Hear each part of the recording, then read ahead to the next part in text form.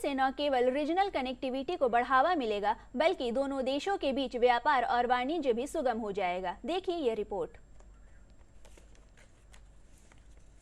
सोमवार का दिन भारत और ईरान के संबंधों के लिहाज से काफी महत्वपूर्ण रहा, क्योंकि इस दिन ईरान और भारत के बीच चाबहार बंदरगाह को लेकर एक बड़ा समझौता संपन्न हुआ। दुनिया के सबसे लोकप्रिय नेता प्रधानमंत्री नरेंद्र मोदी जी के निर्देश के मुताबिक आज हम लोगों ने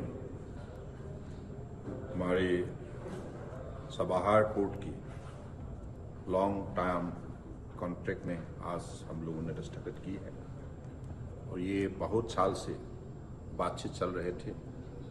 इतना दिन तक तो ये शॉर्ट टर्म के थे, तो इसलिए इस पोर्ट के भविष्य को मजबूत बनाने के सिलसिले में और रीजनल कनेक्टिविटी को बढ़ावा देने के लिए प्रधानमंत्री मोदी जी का जो विजन है, उस विजन को साकार करने के लिए आज ऐसे एक ऐतिहासिक कदम उठाए गए हैं।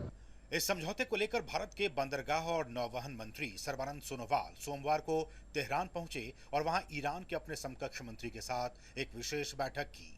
बैठक में दोनों देशों ने चाबहार पोर्ट के विकास और पोर्ट को रीजनल कनेक्टिविटी के हब के तौर पर स्थापित करने को लेकर विस्तार से चर्चा की। चर्चा में इस बात को रेखांकित किया गया कि ये पोर्ट अफगानिस्तान, मध्य एशिया और बड़े यूरेशियन क्षेत्र के लिए भारत की प्रमुख संपर्क कड़ी के रूप में अहम साबित होगा। तेहरान यात्रा के दौरान केंद्रीय मंत्री Sarbananda Sonowal India ports global limited और ईरान के बंदरगाह और समुद्री संगठन के बीच नए 10 वर्षीय अनुबंध पर हस्ताक्षर के गवाह बने। अनुबंध के तहत IPGL अनुबंध की अवधि के दौरान बंदरगाह को और अधिक सक्षम और संचालित करने के लिए प्रतिबद्ध होगा। 10 साल की अवधि के अंत में दोनों पक्ष चाबहार में अपना सहयोग और बढ़ाएंगे। IPGL बंदरगाह को और अधिक सक्षम करने में लगभग 120 मिलियन अमेरिकी डॉलर का निवेश करेगा। भारत ने चाबहार से संबंधित बुनियादी ढांचे में सुधार लाने के मकसद से पारस्परिक रूप से पहचानी गई परियोजनाओं के लिए 250 मिलियन अमेरिकी डॉलर के बराबर क्रेडिट विंडो की भी पेशकश की है। ईरान में भारतीय दूतावास ने एक्स पर कहा है कि इस अनुबंध पर हस्ताक्षर के साथ ही हमने चाबहार में भारत की दीर्घकालिक भागीदारी की नींव रखी है। इस अनुबंध पर हस्ताक्षर से चाबहार बंदरगाह की व्यवहार्यता पर कई गुना प्रभाव पड़ेगा। चाबहार न केवल भारत का निकटतम ईरानी बंदरगाह है, बल्कि समुद्री दृष्टि से भी ये एक उत्कृष्ट बंदरगाह है। इस कदम को भारत के लिए ईरान और मध्य एशिया में भू राजनीतिक पहुंच के रूप में देखा जा रहा है। ये पहली बार होगा जब भारत विदेश की धरती पर किसी पोर्ट का प्रबंधन अपने हाथों में लेगा। अब ऐसे में सवाल यह है कि आखिर चाबहार भारत के लिए इतना अहम क्यों है? भारत को इससे किस तरह का लाभ होगा?